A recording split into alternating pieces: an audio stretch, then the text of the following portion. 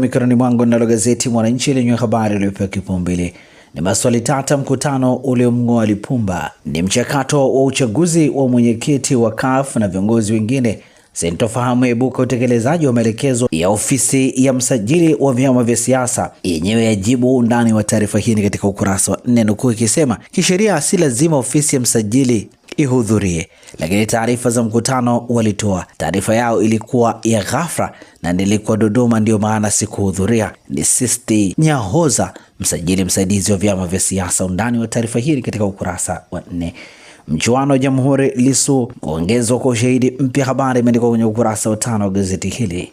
Kilio cha wanafunzi wahitimu kwa waajiri, habari imeandikwa kwenye ukurasa wa 12. Kila mwaka maelfu ya wanafunzi wa vyuo vikuu na vya kati nchini humaliza masomo yao wakiwa na vyeti mkononi, lakini mioyo ikiwa na maswali mazito: wataingiaje kwenye soko la ajira bila uzoefu wa kazi?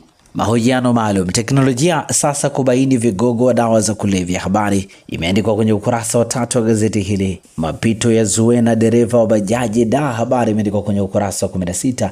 Zuena Mnemo ni mwanamke ambaye anapambana na biashara ya tofauti kwa muda mrefu, akilenga. Undani wa taarifa hii katika ukurasa wa 16, na hivi ndivyo ambavyo limeandika gazeti Mwananchi katika ukurasa wake wa mbele.